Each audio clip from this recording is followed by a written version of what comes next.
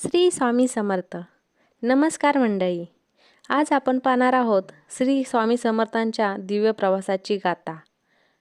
आपल्या सर्वांच्या आयुष्यात असा एक क्षण येतो जेव्हा आपल्याला वाटतं की आता सर्व मार्ग संपले आहेत, पण अशा वेळी एक धीर देणारा आवाज येतो.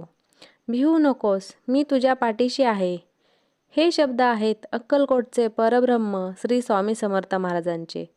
आजच्या या विशेष व्हिडिओमध्ये आपण स्वामींच्या आगमनापासून त्यांच्या अगाध लीलेपर्यंतचा प्रवास पाहणार आहोत. जर तुम्ही स्वामींचे भक्त असाल तर कमेंटमध्ये श्री स्वामी समर्थ नक्की लिहा. श्री स्वामी समर्थ महाराज कुठून आले हे आजही एक गूढ रहस्य आहे. ते स्वतःला दत्त महाराज म्हणायचे. 1956च्या सुमारास स्वामी अक्कलकोटमध्ये आले. खंडोबाच्या मंदिरात एका दगडावर ते बसून असायचे. दिसायला अजानुभू तेजस्वी डोळे आणि चेहऱ्यावर एक विलक्षण शांतता. सुरुवातीला लोकांना ते एक वेडे वाटले, पण लवकरच त्यांच्या ईश्वरी अंशाची जाणीव सर्वांना झाली. स्वामी हे साक्षात भगवान दत्तात्रेयचे तिसरे अवतार मानले जातात. स्वामींच्या आयुष्यातील अनेक प्रसंग आपल्याला प्रेरणा देऊन जातात. एकदा एका गर्विष्ठ विद्वानाने स्वामींना त्यांच्या ज्ञानाबद्दल विचारले. स्वामींनी एका लहान मुलाला बोलावले आणि त्याच्या डोक्यावर हात ठेवला. काय आश्चर्य! तो लहान मुलगा वेदाचे उच्चार स्पष्टपणे करू लागला. यातून स्वामींनी शिकवले की ईश्वरापाशी कोणताही अहंकार चालत नाही. जपानचा एक व्यक्ती असो वा इंग्रजी अधिकारी, जो कोणी श्रद्धेने त्यांच्या जवळ आला त्याला स्वामींनी निराश केले नाही. स्वामी म्हणायचे, आम्ही कुठे गेलो?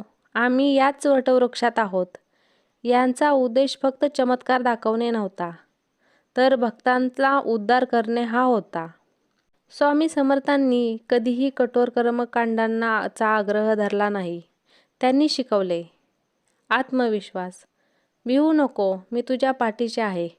हे केवळ वाक्य नाही, तर ती एक शक्ती आहे. कर्म. आपले काम प्रामाणिक करा, स्वामी तुमच्या पाठीशी नक्कीच उभे राहतील. समानता. स्वामींच्या दरबारात श्रीमंत गरीब उच्च नीच असा कोणताही भेदभाव नव्हता. त्यांनी सर्वांना माझी मुले म्हणून संबोधले होते. स्वामींच्या भक्तांसाठी तारक मंत्र हे एक सुरक्षा कवच आहे.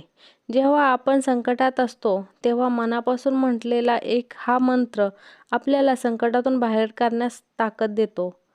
नित्य स्वामी समर्थांचा जप करा, तुमचे कल्याण होईल. हा संदेश त्यांनी घराघरात पोहोचवला.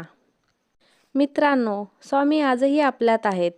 फक्त गरज आहे ती शुद्ध भावनेने आणि त्यांना हाक मारण्याची.